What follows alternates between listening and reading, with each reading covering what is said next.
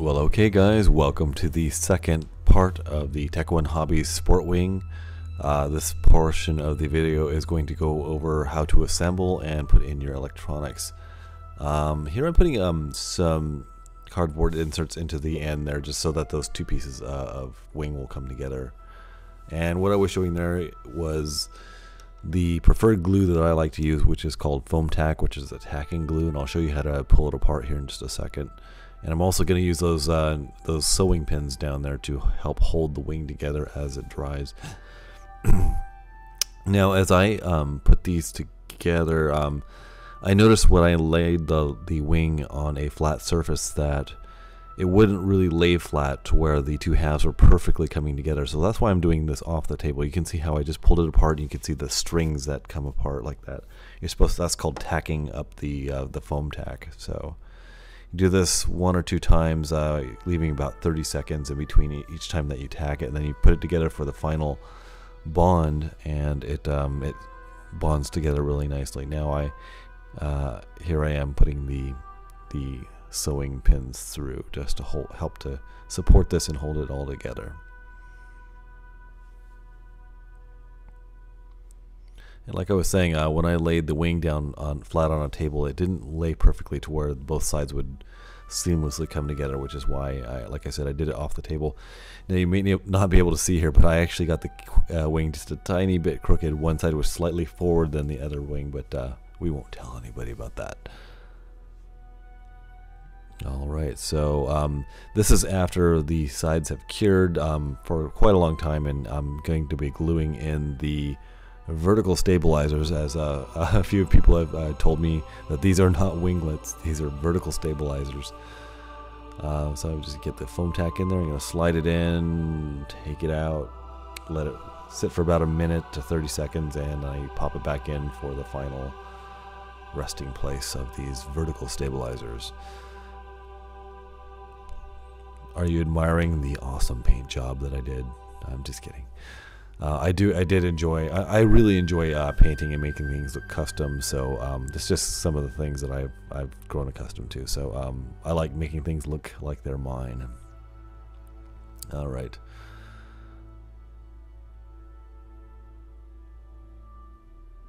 So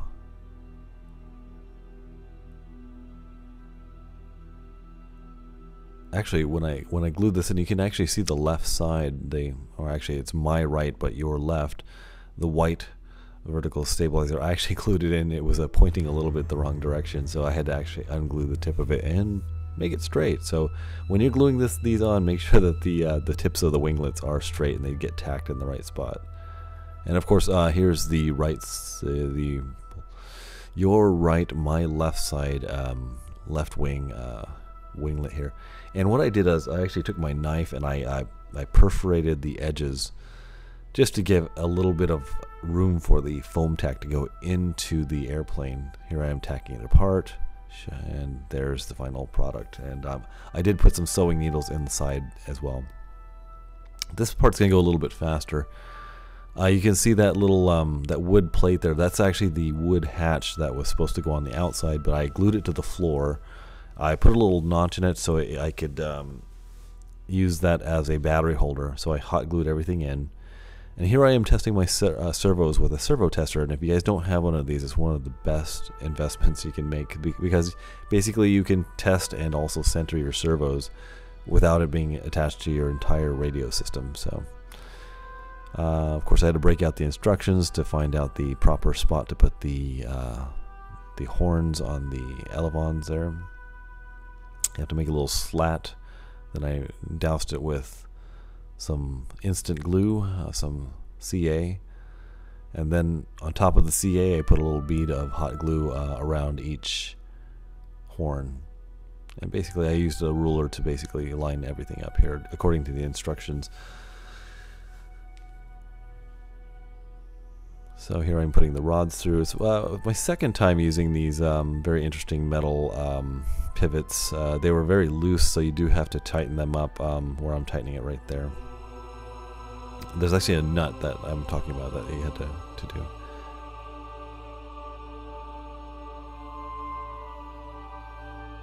Alright, so here I'm cutting some I'm drawing a little line and cutting some slats for the servo leads to come into the battery compartment here, or the controller compartment.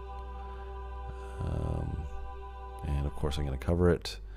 I'm going to cover the servo hole, so it doesn't create any turbulence underneath the wing. Even if it did, it probably wouldn't make a huge difference. But you know, just me being a semi-perfectionist or lazy perfectionist, I'm going to make sure that that's all taken care of. Outlining my battery, I pushed it as far forward as I would feel comfortable with it, and just so I'll actually cut that out later on. Starting to get some radio contact with my servos there. So programming the DX8 was pretty easy, although I'd never programmed Ailerons before, so I had to bring up YouTube. I'm probably going to make a video on how to do that with the DX8. The video I saw was good, but it was hard to follow because it was kind of a young kid, but I don't... it did the job, but I would have liked the video to be a little bit more clear, so...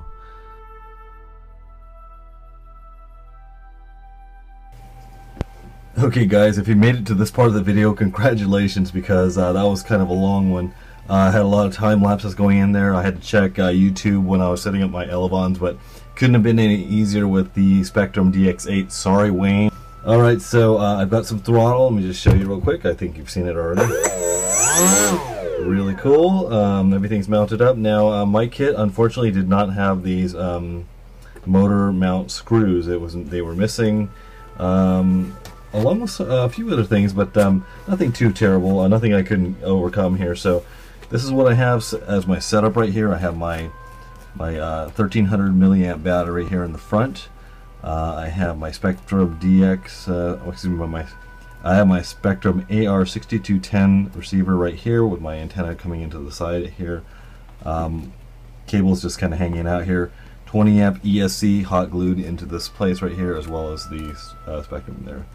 Have my motor cable coiled up here so it kind of stays out of the way. This can hang down, it really won't have any effect right there. Alright, so as far as my Ailerons set up here, it does really good. So you hold the radio, if you turn this to the right, this one should come up, and it does, and to the left, and these should come up as I come back, and down as I go forward. Now, so this is set up at 100% rates right now, and I need to change that. I know I'm going to probably have to run like 50% travel or something like that, or dual rate to help tone down this activity, because I know the wing's going to be going like this if I don't. So guys, I really appreciate you tuning into my channel. Thank you so much from the bottom of my heart for subscribing and liking. If you like this build, give it a thumbs up, and the next video that you're going to be seeing is this thing flying in the air for its maiden. Cheers, have a good night. It's about 3 in the morning right now, so take care guys, I'll see you later.